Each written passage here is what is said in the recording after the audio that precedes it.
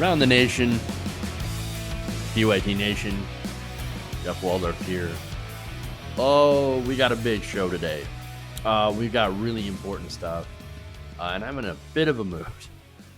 So I not only am tired, but I'm also very angry. So those are two fun things that you're going to enjoy. So enjoy very tired / angry Jeff because we're going to war with Iran. Worst case scenario, but again, I'm going to get into the story, so I don't want to give it too much away. But I'm going to break down the situation in Iran. We'll do that as our first story. We'll talk about how that's absolute disaster. Then we're going to get to right now, so far, Iran's response to our aggression. Then we've got Fox News. We got Fox hosts. Actually, look, I agree with one of the Fox News hosts. So this is our system. This is what's going on today. But look, there's this, and again, I'm not going to tell you who it is until we get to the segment. But he brings up a lot of great points. So that's going to be a great story. Then I'm going to break down just how many tweets President Trump sent out before he was president about Iran.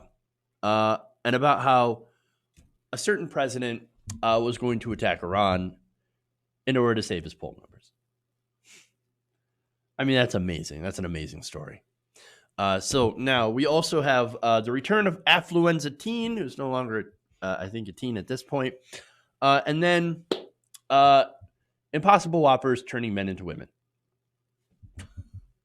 So at least we're going to have something that's a little bit lighter at the end of this at the end of the show.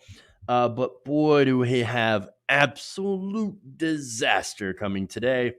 Look, I spent a lot of my morning just getting like bombarded on Twitter by MAGA chuds, right? Which is always fun because I was like, hey, let's not go to war with another country. How dare you? They flip out. Absolute insanity coming from the right wing, which, hey, I thought they were supposed to be anti-war. I thought all these MAGA people were like, we're going to go with Donald Trump because he is a dove. Donald the dove and Hillary the hawk. Fascinating. Gee, I wonder if they're going to change their tune. Of course not. Where's all those anti-war right-wingers at this point? Absolute disaster. Absolute disaster. All right, so I guess I'm going to get into it here. But before I do, please like and share the stream. So very important, helps us get out there. And trust me, you're not going to want to miss us. All right. All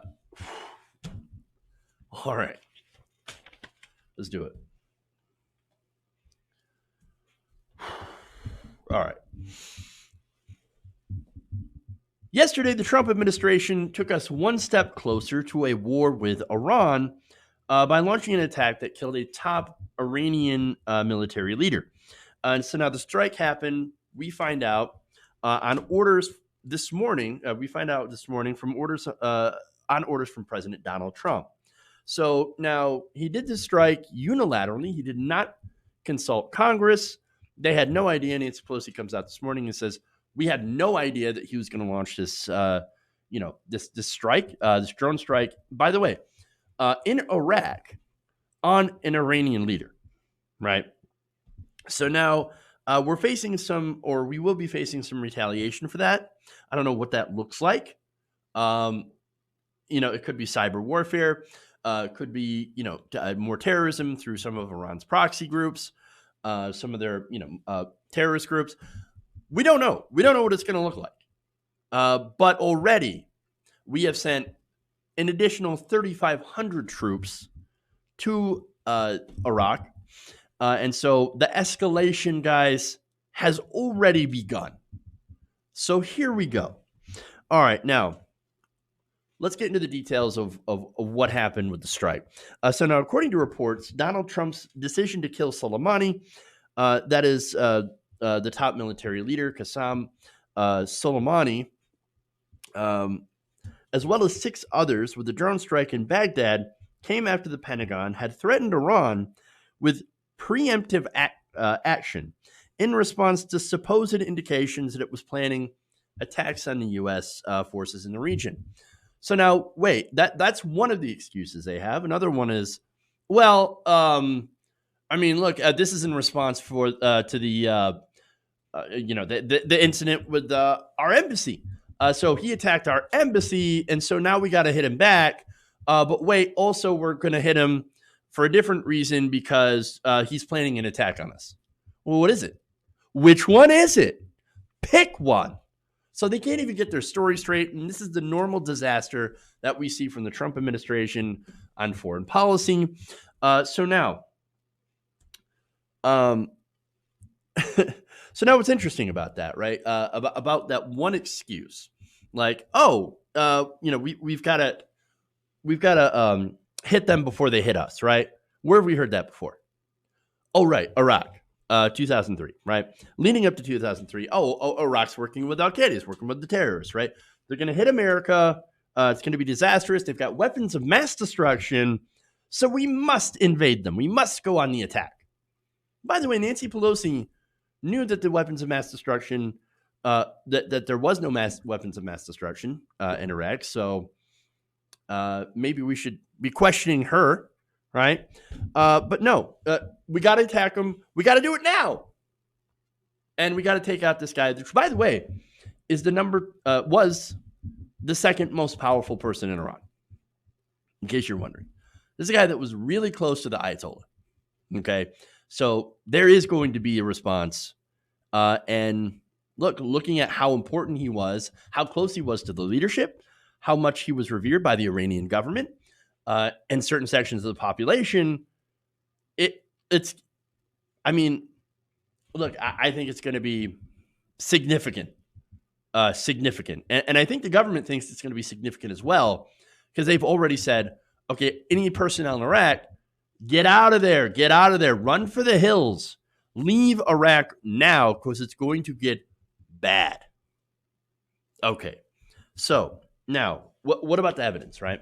So is there any evidence that they were going to hit us, that they were planning some sort of attack against us?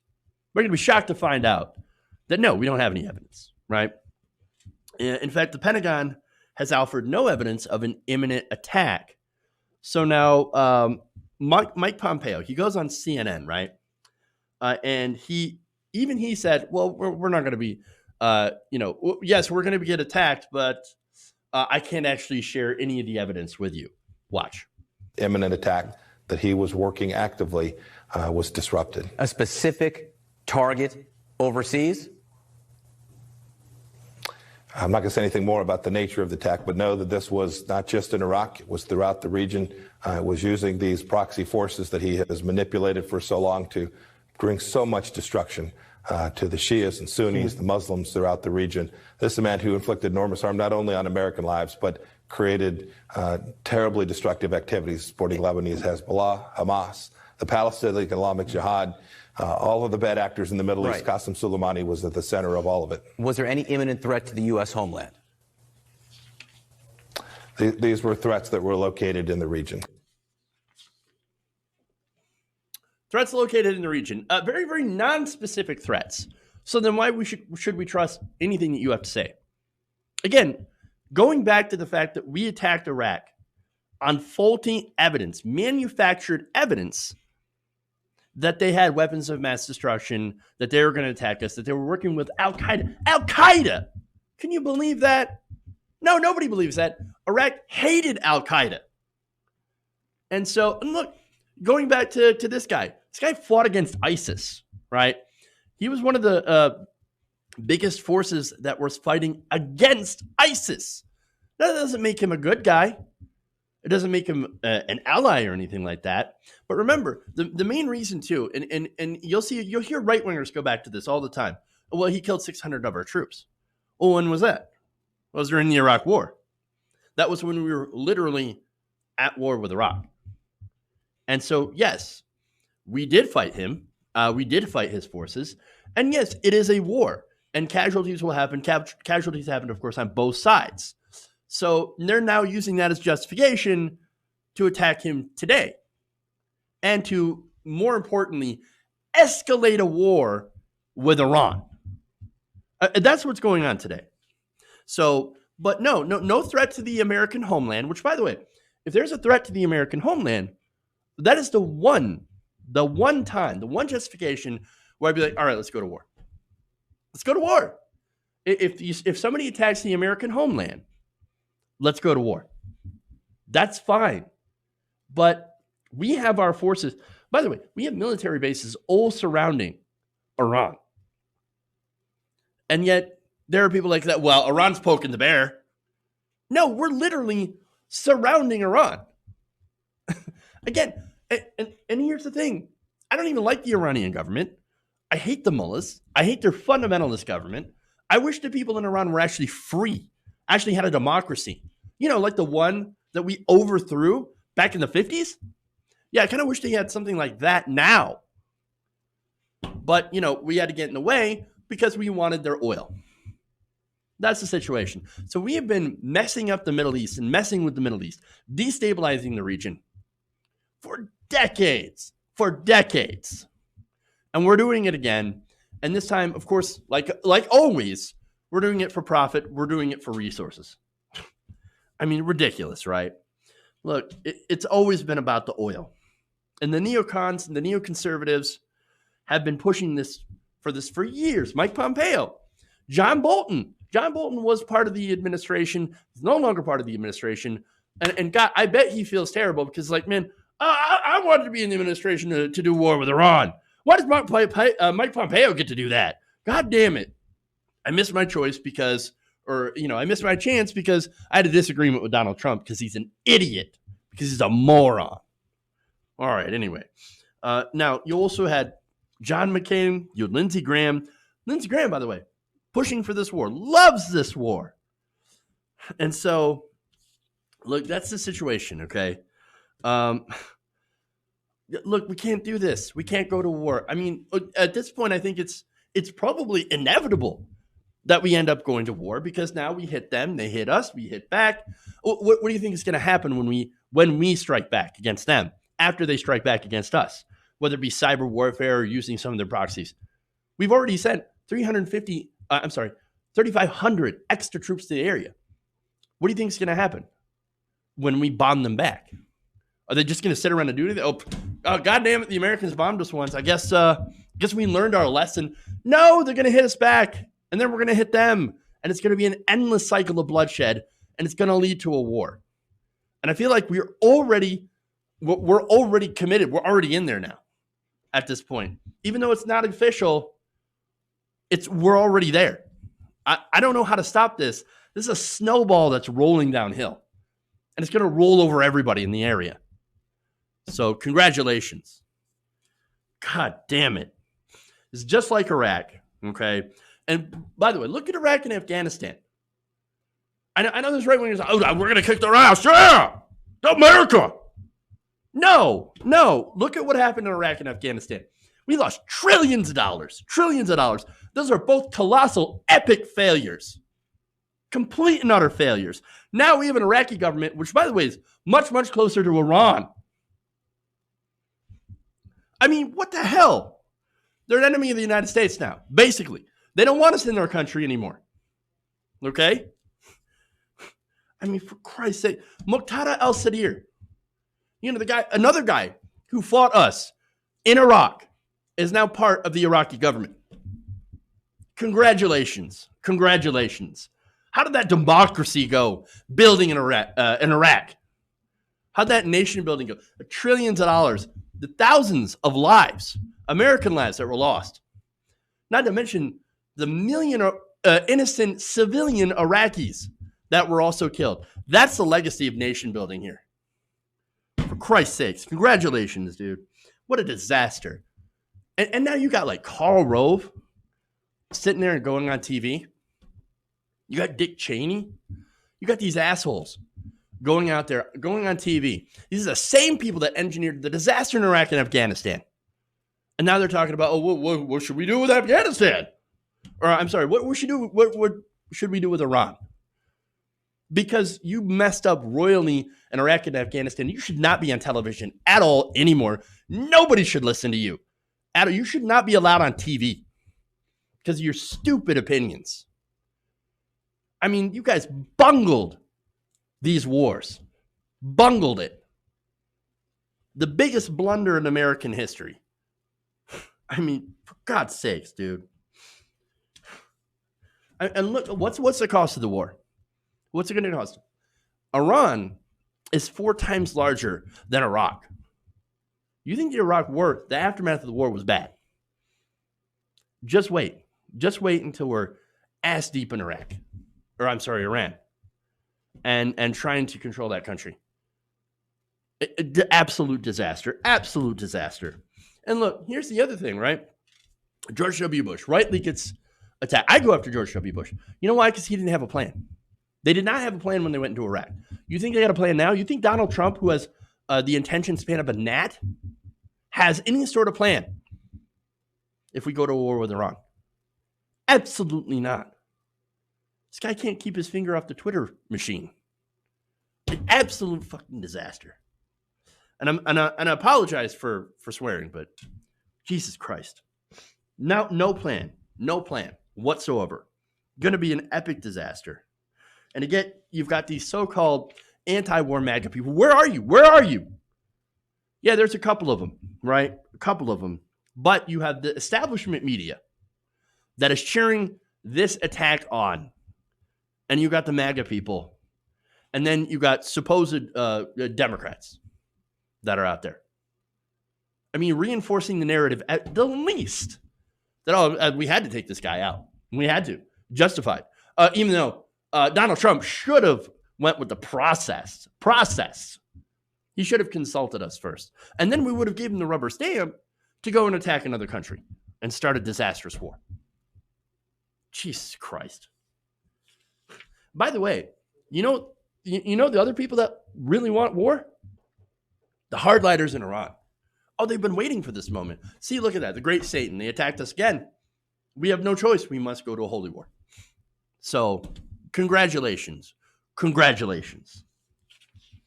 This is the complete and utter disaster. This is Donald Trump's Iraq.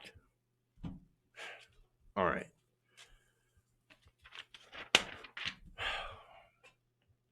Moving on here. Let's go to the next story.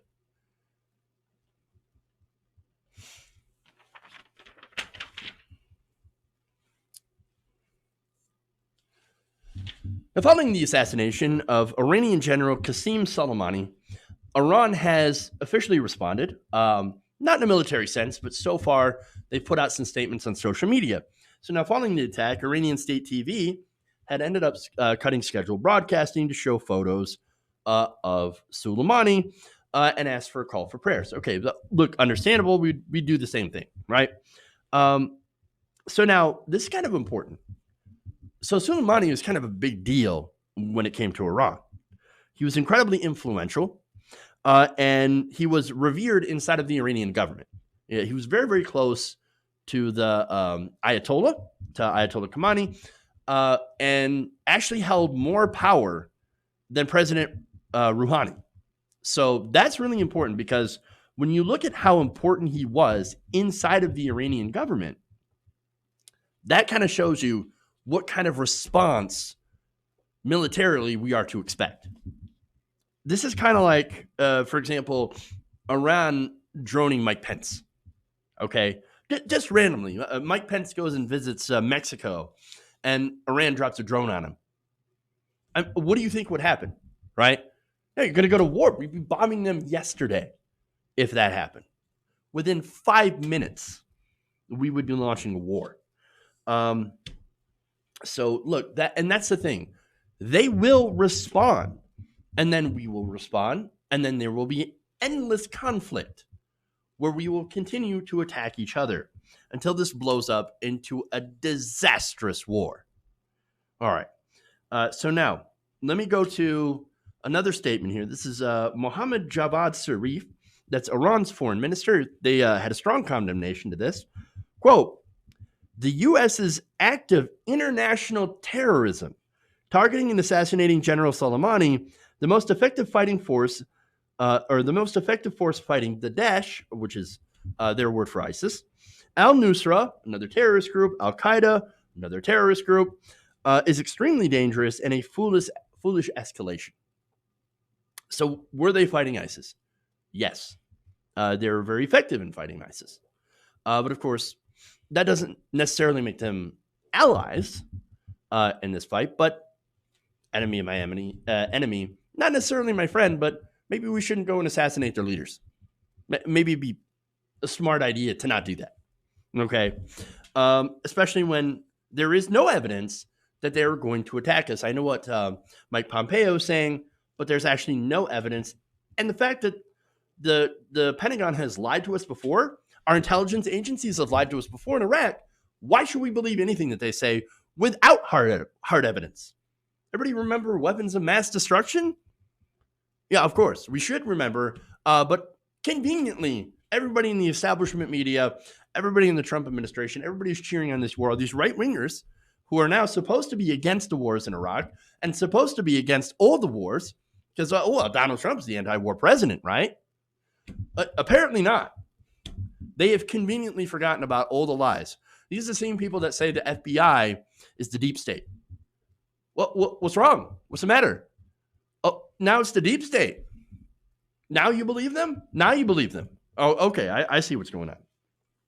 But anyway, one more part of this tweet here from Mr. Zarif. He says, the U.S. bears responsibility for all consequences of its rogue adventurism. Yikes. So, look, I don't like that. But look, nobody knows what response it's going to be. Like I said, it could be cyber warfare. It could be using proxy forces to attack our forces as well. There had been some rumors that certain air bases were under attack, but again, no confirmation of that. And so we don't know what's going to happen. This is a very tense period of time now. It's almost as if we're in the calm before the storm. Okay. So again, we don't know what's going to happen, what it's going to look like, but already the State Department is saying, well, we are expecting something. And the government has sent about 3,500 troops to that area and has urged all U.S. personnel to leave Iraq immediately. So now we are expecting the worst. And so now here's the thing. They won't attack the U.S. mainland, right? But likely our forces in the region. Or maybe attacking Israel or Israeli forces, or even attacking oil fields in Saudi Arabia, right? Or get their proxies to do some of those terror attacks. And of course, we'll have to respond. And it gets into that whole disastrous cycle. Okay. And by the way, this could also end up leading to our proxies being armed by us and us using our proxies to fight their proxies. And so what happens when we do that, right? Well, once we start flooding the area with weapons and arms, very good chance those same weapons and arms are going to be used against us. It happened when we were using Afghanistan, the Mujahideen, as a proxy force against the Soviet Union. Happened when we were having the Iran versus Iraq conflict, when we were helping Iraq versus Iran. And those same weapons end up getting used against us. So we have a pattern of this. And so it's disastrous. And this has opened up a gigantic can of worms that we are not going to be able to put back. The Pandora's box is being opened right now. And it's a complete and utter disaster in the region. But guess what? Defense contractors, their stock went up today. So you have Raytheon. You have some of those others, defense contractors. Can't think of the name right now. But we've already seen 3 major defense contractors increase their stock price, and oil prices are on the rise. So somebody's out to make a buck, whatever the response is going to be. So we already know.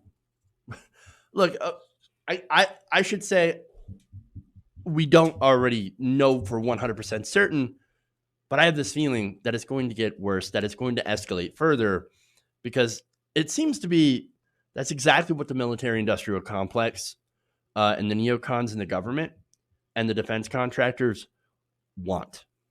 So, yikes. All right. Let's move on here. One more before we go to break.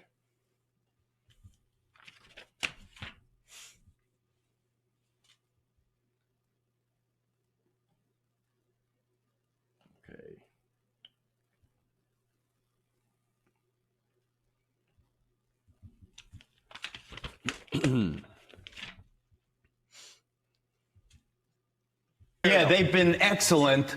They've been excellent. The U.S.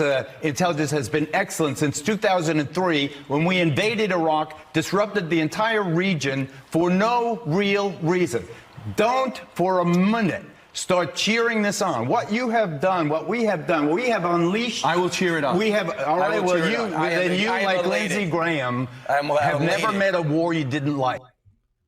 Oh, damn. So that was Geraldo Rivera telling Brian Kilmeade that he's just like Lindsey Graham. Oh, that's so good. So good. It appears there is some discord on Fox News at the table. Now, again, this is related to the attack against, the assassination of Iranian military leader Qasem Soleimani. So now Donald Trump ordered the attack on Soleimani last night, but they can't seem to agree on a reason why. It's kind of interesting. First, it was supposed to be a response to the embassy attack. Then Mike Pompeo comes out and says, well, even though, I can't actually give you any of the information, well, they were planning an attack on American forces, not the American mainland, but just on our forces in the region, possibly using some of their proxy forces. Well, okay. Do you have any evidence of that, Mike Pompeo? No, I can't show you the evidence. Well, then why should we believe you? Again, as Geraldo points out, the intelligence didn't mean squat when it came to Iraq. We went out there with false intelligence. They lied to us to get us into a disastrous war with Iraq, which ended up costing, of course, trillions of dollars and thousands of lives. And then over 1 million innocent Iraqis were also killed. So one of the biggest military blunders of the decade and possibly of the century. So look, Geraldo, 100% correct. This is an escalation. This is like if Iran droned Mike Pence. I mean, Suleiman was a very powerful figure. He was an Iranian leader, is more powerful than President Rouhani. So there will be retaliation. And then, of course, retaliation from them will lead to calls for retaliation from us. And on the cycle never ends, right? Because that's inevitably what will happen. Because, and of course, I don't know how to break out of that cycle. How do we break out of that cycle, right? How do we try diplomacy? It seems like, for me, it feels like it's too late. But then again, I'm a cynical person. And right now, all I can see is the disaster of Iraq playing all over again. And I'm glad I'm not the only one. So now, I want to go to the next video here. This is actually the full conversation in context. So it's about 1.5 minutes long, and you'll see the lead up to that confrontation and the aftermath. So let's take a look. Now we have taken this huge military escalation. Now I fear the worst. You're going to see the U.S. markets go crazy today. You're going to see the price of oil spiking today. This is a very, very big deal. And I don't know if you heard, but this isn't about his resume of blood and death. It is about what was next. We stopped the next attack. It was preemptive. That's what I think you're missing. According to the Secretary of State. And so we should allow the next attack? By what credible source can you predict what the next Iranian move would be? The Secretary of State and American intelligence provided that material. Yeah, they've been excellent. They've been excellent. The U.S. intelligence has been excellent since 2003 when we invaded Iraq, disrupted the entire region for no real reason.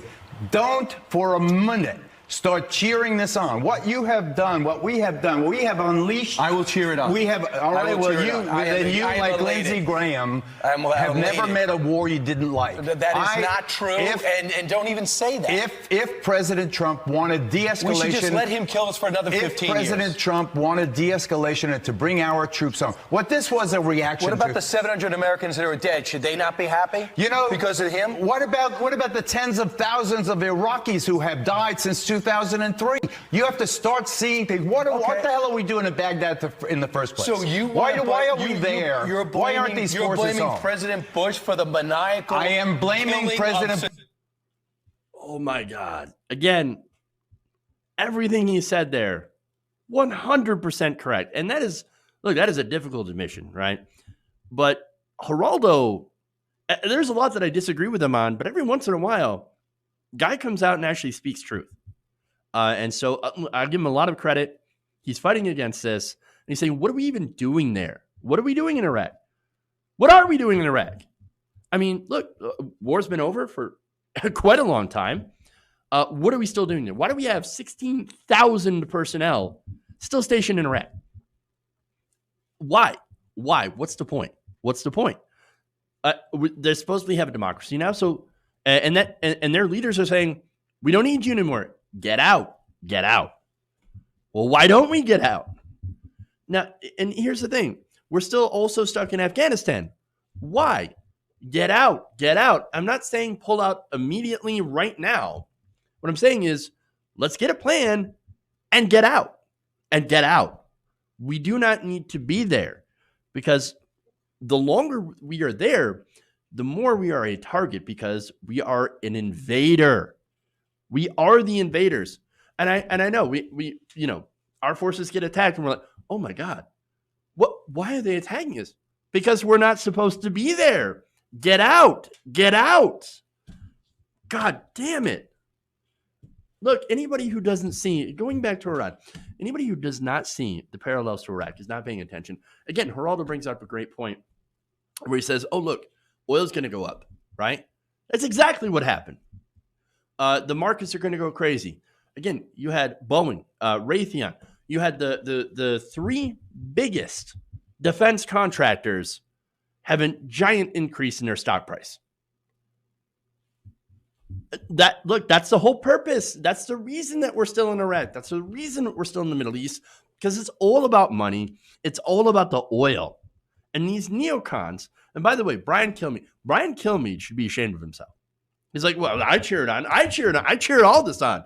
Yes, more death. Yes, more war. Yes, more sending more of our troops in to get killed.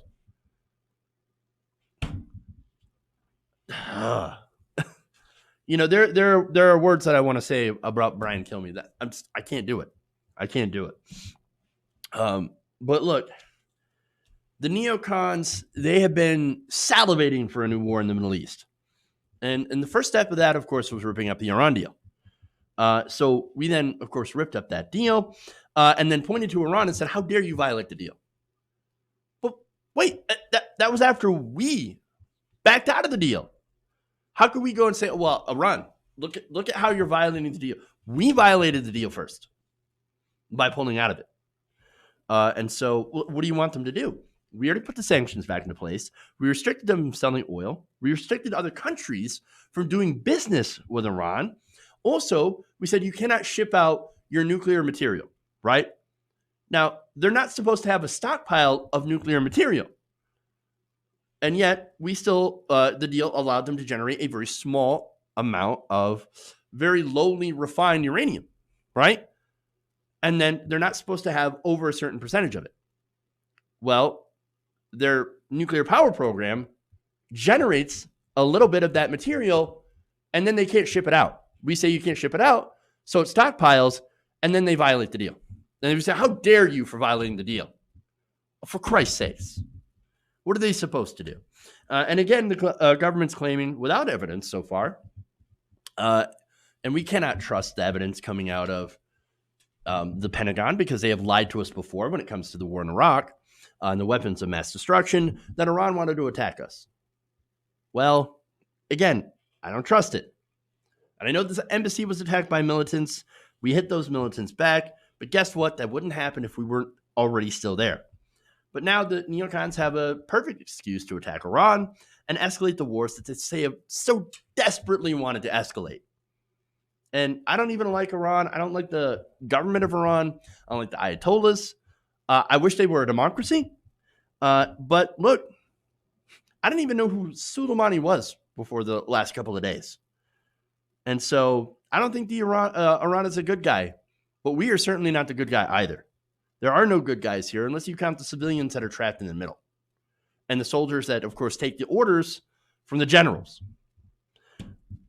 There are a couple of people, at least on the right, that I've seen, and not very many of them, but Geraldo's one of them, that are at least looking at this as it is, and that is a dangerous escalation on the part of the United States, which is begging for a new war in the Middle East.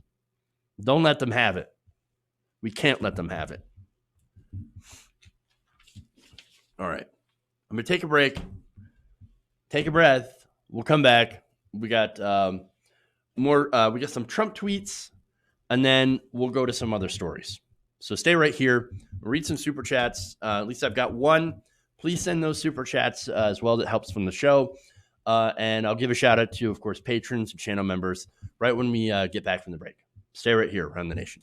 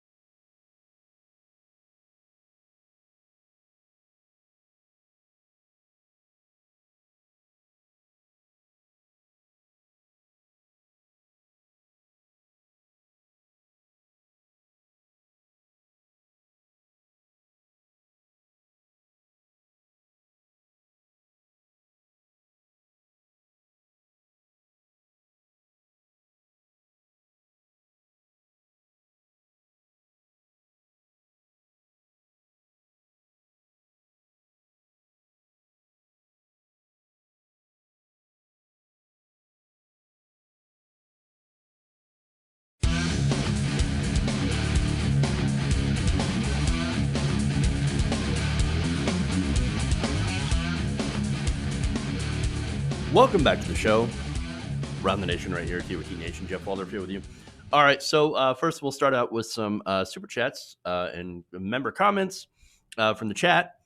So Sarge Tech says, his supporter said Trump was the president of peace, the deal maker, the one who will end all the useless wars. Now he may just be starting World War III. Yeah, so boy, I got video on that too. So coming up on this one. But yeah, disastrous. Now, we also have Ann Anderson, who says America serves the greedy money elite, not the Saudis or Israel. It's all about money and corporate muscle flexing. Yeah, I think you're right. It is corporations. But also, I mean, Pompeo, back in 2015, talked about how Iran is because Pompeo is a dangerous fundamentalist, right? So he was talking about how, we need to, fight these wars for Israel so that we can bring back Jesus. So this is something that a lot of right wingers believe. This is the, crazy, we need to get the Israelis back into, all the Jews to Israel and then, all this areas around Israel and fight these holy wars. If we do that, we're going to bring the Jesus back and then Jesus is going to kill all the Jews. Not really a great ending for Israel, right? But, part of that is why they're like, Israel, I love Israel. I mean, it's disastrous. But yeah, some religious people, man, they're crazy.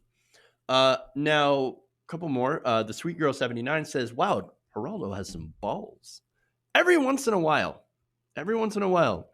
he does do a decent job. Not always, but hey, we call it fair here. We call balls and strikes, right? Speaking of balls. So I will give him credit when he's right, and I go after him when he's wrong. And you guys know that. Raging Wolverine finally, with the last comment here, says, Kilmeade was quick to be a troll, saying he'll cheer it without even listening to the context, then gets offended when calling out his loving wars. Well, that's your typical right-winger, right? That's your typical MAGA guy. How dare you? How dare you say that I love war? Well, you just said you cheer it on. Well, I do. Yes. Let's kill more people in the Middle East and escalate. But that will cause a war. Libtard. I went through that entire thing this morning on Twitter. So, it's tiring. It's frustrating. It's like talking to a wall. Okay, anyway. So now, 144,000 Jews will be allowed into heaven if they convert to Christianity. Yes, that's a great point, Sam. Jesus. All right. So let's see. Patrons. Patreon.com/TYT Nation. I want to thank, let's see, Crystal Rose. And let's see, somebody, Shadea Khalaf. So thank you. Hopefully I said that name right. I'm terrible with names. You guys know that. All right. So that's Patreon, patreon.com/TYT Nation. That's one way you can support independent progressive media. Another way is to become a channel member. And I've got to thank a couple of channel members, Paul Davidson and Actus Magus. So, all right. Thank you. And you sign up by hitting the join button below. It goes to help the show. All right. Anyway, super chats also help the show. But you guys know that. All right.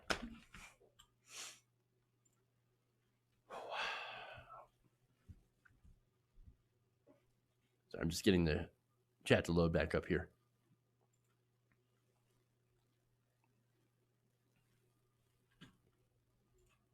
All right. Sidebar.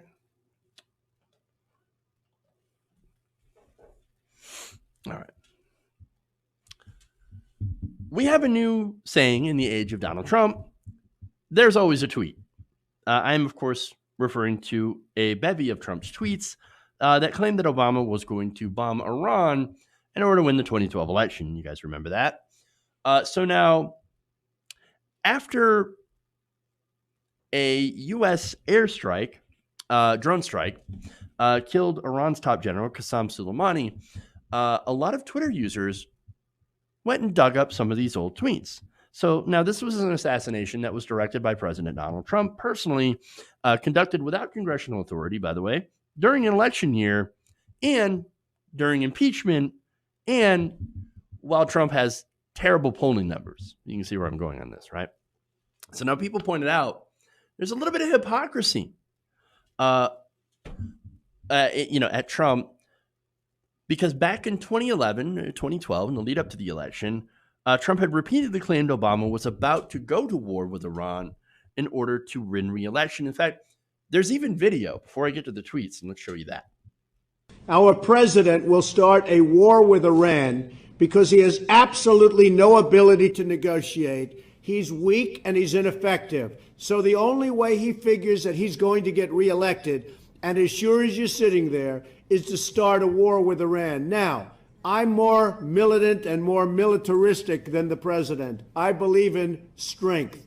But to start a war in order to get elected, and I believe that's going to happen, would be an outrage. I'm more militant than the president, but yet the president's going to start a war. Yeah. All right, so now let's get to some tweets. And again, that's not the only time that he said that. Back in 2011, he said, in order to get elected, Barack Obama will start a war with Iran. Another tweet. Now that Obama's poll numbers are in a tailspin, watch for him to launch a strike in Libya or Iran. He's desperate. I love it. Donald Trump on Twitter. Polls are starting to look really bad for Obama. Looks like he'll have to start a war or a major conflict to win. Don't put it past him. Another tweet. Don't let Obama play the Iran card in order to start a war, in order to get elected. Be careful, Republicans. Jesus. And so that's in the lead up to the election. Of course, that didn't happen, right? President Obama did not start a war with Iran, and actually he had won election. He had won the election against Mitt Romney. And so did that stop Donald Trump from tweeting about this? As you're going to see, no. Trump tweets, this is September 16th, 2013. This is after the election, right? He says, I predict that President Obama will at some point attack Iran in order to save face. Jesus. And while he's doing that, by the way, it's pure projection, right? He also in other tweets says, well, Obama's too much of a friend to Iran. And there's this conspiracy that, Obama gave them billions and billions of taxpayer dollars because he's a secret Muslim. Ridiculous, right? And yes, Obama did give money to Iran, their money. So we had money from when the Iranian Revolution happened. It was supposed to be for, I think it was a weapons deal that we had, done with Iran. We basically, they had given us the money, and before the revolution, we had not delivered the products that we were supposed to give them, the weapons. And then the revolution happened, and we just kept the weapons and Iran's money. We froze their accounts, and during the after we made the deal with Iran, the nuclear deal, part of that was us unfreezing those accounts and giving their own money back to them. So, of course, you would know that if you understand facts, history, and nuance, right? And actually did your homework. But if you're an idiot, like the president, you're just Iran. Obama gave Iran all that billions and billions of dollars in the middle of the night on the pallets. They wheeled out the pallets, and then the Iranians took it away in a helicopter or a plane. Oh, for Christ's sakes! So, again, two different points of view, two different types of tweet. Oh, he's going to start a war with Iran, but he's also too friendly with Iran. Well, what is it? What is it? Makes no sense. But then again, it's Donald Trump. All right. So now there was some responses from some of the social media users that dug up some of these tweets. Vicky Ward said, there truly is a tweet for everything. 100%. Five Calls says, there's always a tweet. Only this time, Trump is likely to get a lot of people killed. That's unfortunately true. Mike Baker said, there's always a tweet. There's always a tweet. Feels flippant on a night like this.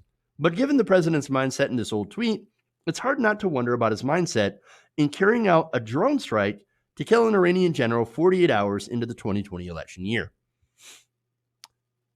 Man, like 3 days, and it's kind of amazing. 3 days into the new year, Australia's on fire. Flint doesn't have clean water still. And we might be at war with Iran. Great. Fantastic. All right. Jim Roberts adds, and there's no question that Trump will use this attack on General Soleimani in political events going forward to rally his supporters. Now, some people have made the comparison to, well, this is, he's going to use this as this Osama bin Laden moment, right? This is the time, like, again, during Obama's administration, that's when we got Osama, right? So it's like, I need an Osama moment. I need something. Oh, could you imagine?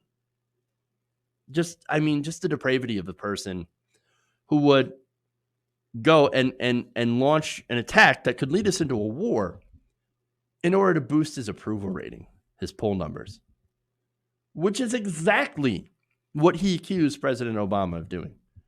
Again, 100% projection. 100% projection. I mean, this guy has no bottom. He's bottom of the barrel. All right. A couple more. Michaela Wilkes for Congress just said, quote, "This is terrifying." I agree. Max Blumenthal says, and here we are in an election year, and look what you've done. Cenk Uygur, candidate for the 25th District in California, and host of the Young Turks, says this: he always accuses others of what he's thinking and what he would do. He might have just done this exact thing by killing the top Iranian general, except he won't get reelected because no one in America wanted this insane war. Look, I hope Cenk's right, but and look, when it goes to, you can even point to the polling, right? Where Americans are massively against a war with Iran. But at the same time, the media is going to drive this conversation and is going to turn people. Again, this is me being super cynical, right? It's going to turn people in favor of war. And this is how they're trying to do it. Oh, they tried to attack us. Oh, it's, they're weapons of mass destruction, right? It's just the same thing that they used in Iraq. So, look, I don't know. Only know disaster. Now, Rafael Romo says citizen Donald J. Trump tweeted this in 2011. And that, of course, is where he did massive projection. And then finally, Khaled Badoun says this, quote, "Nope, that would be you." Yep. Nailed it. All right. One more story here. So let's go to the Impossible Burger. Change, we're going to change gears. The last story. We'll do something fun. All right.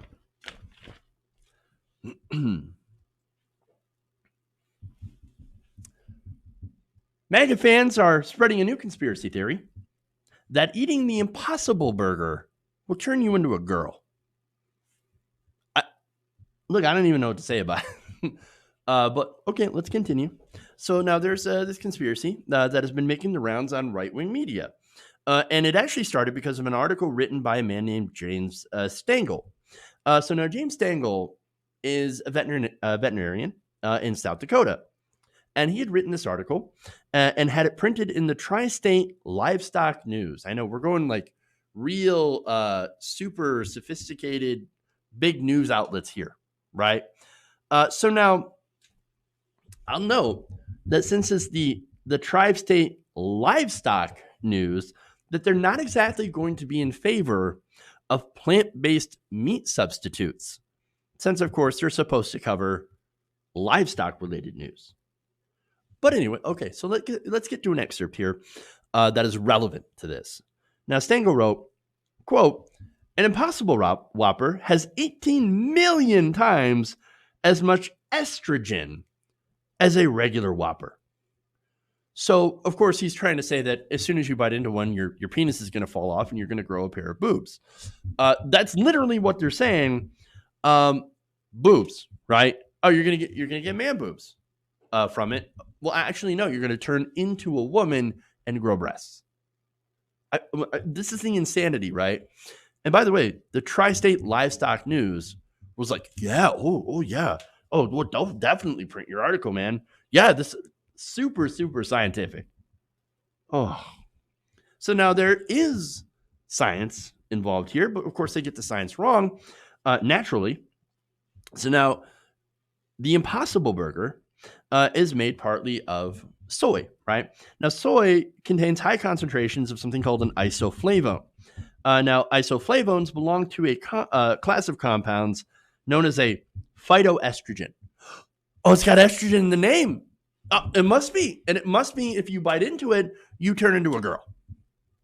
I mean, slowly, of course. I mean, it doesn't happen overnight, but, you eat enough, you're going to be a girl. Ridiculous, right? Now, the science does say that phytoestrogens are similar in function to human estrogen, but has much, much weaker effects, according to the Washington Post. So now, look, these guys are saying, well, it has an effect, right? No, according to scientists, it does not have an effect. New York University nutrition professor Marion Nestle told the publication that, and she had a great example of that. Asian men and boys have been eating large amounts of soy for centuries. And as a result, they also have not grown breasts. So, sad. I guess if you do want them, you're going to have to get them the old-fashioned way and get some implants. Sorry to say. But look, here's the funny thing, right? If you eat nothing but Whoppers every day, you're going to grow some things, right? Whether it be the Impossible Whopper or the regular Whopper, you're going to grow some things if you eat this stuff every single day. Yes, part of that might be man boobs, but it won't be from the estrogen. All right. So let's be honest about this, right? Now, this Mary Nestle also added, quote, any guy who micro breasts in response to eating large amounts of soy could just have an extremely rare sensitivity to phytoestrogens. So there's that, right? So it literally has very little effect on the normal human body, right? Now, that, of course, has not stopped morons from repeating Stengel's lie, which I pointed out, again, is in the interest of protecting big agriculture companies who raise livestock. So naturally, this is going to be about money, but these idiots, again, they'll believe anything because they're idiots. Conservative news outlets caught onto this. National File and Michael Savage have republished articles repeating this as a fact. And you also have right-wing Twitter accounts that are spreading this in the echo chamber. Accounts like Alpha Omega Energy. Oh, this already sounds good, right? Verified. It's actually not a verified account, but should be. It should be because they're spreading some real science here. Dudes, they say, do you want to grow breasts? Eat the Impossible Burger. It has enough estrogen to make you grow those trans-looking you always wanted. Uh-oh. Boy, it sucks you can't short private companies, isn't it? Flush, you can hear the value of toilet flushing. Hashtag frogs gay. So this guy makes, he makes so much sense right now. Like, hashtag frogs gays. No, you notice how they, of course, they can't help themselves but add in transphobia. Leonard Roxon, another example, said, sure, let's turn our boys into girls fast. What a great agenda. Social engineering is not enough, apparently, these days. So let's do it with the food that we eat. Okay. Now, WorldNet Daily, by the way. In 2006, by the way, James Rutz, founder of Mega Shift Ministries and religion columnist for WorldNet Daily, wrote that soy, quote, commonly leads to a decrease in the size of the penis, sexual confusion, and homosexuality. which of course is bonkers. Do you really believe that? Now, look, now I get it, right? Now I get it. This is why right wingers are like, oh, soy boy, your soy latte. What? That doesn't make any sense, right? But they're basing it on this, and they're saying, oh, the soy is feminizing you. Absolutely ridiculous. Literal fake news. Like there's some sort of insidious agenda. No. Look, the reason that more beef products or meat products are being replaced with soy is because that's the only thing that they can really that they found that can simulate the texture of beef, right? I know I've had one of those burgers, and no, my penis did not fall off, and no, I do not have boobies. So you can, that's obvious. So no, it's ridiculous. Look, the thing is for people to have an option. I know you guys love choice, and you're supposed to love choice and options, right? So there's an option for people to go with a meatless burger. For example, if they're a vegan, or if you can't eat meat for certain reasons, or maybe you choose not to because you're concerned with animal cruelty, or you're concerned with factory farming, or something like that, or even climate change. Raising cattle is a huge contributor to climate change, and so some people are like, oh, well, I would rather go with some sort of meat substitute, and the Impossible Burger, and even with its large concentrations of phytoestrogens, are actually pretty safe to eat at this point. So, and look, what they're doing, what they're citing is not real science. In fact, real scientists, or real science done by real scientists and not hack veterinarians, say there is no evidence that the ingestion of phytoestrogens leads you to become more feminine. It is absolutely preposterous. And if you believe it, you're an idiot. Okay. All right. So that's it. That's all that we got for you guys today. Please like and share the stream if you haven't already. Please consider becoming a patron, patreon.com/TYTNation, or subscribe. Hit the bell twice if you want notifications. Patrons, of course, you get the full audio show where you can download and listen to anytime, and all that. So you can join, become a patron or a channel member. Really, really helps the show. All right, guys. Thank you. Love you guys. And remember, change begins with you. Good night, nation. We'll see you guys on Monday. Have a great weekend. And hopefully we're not at war.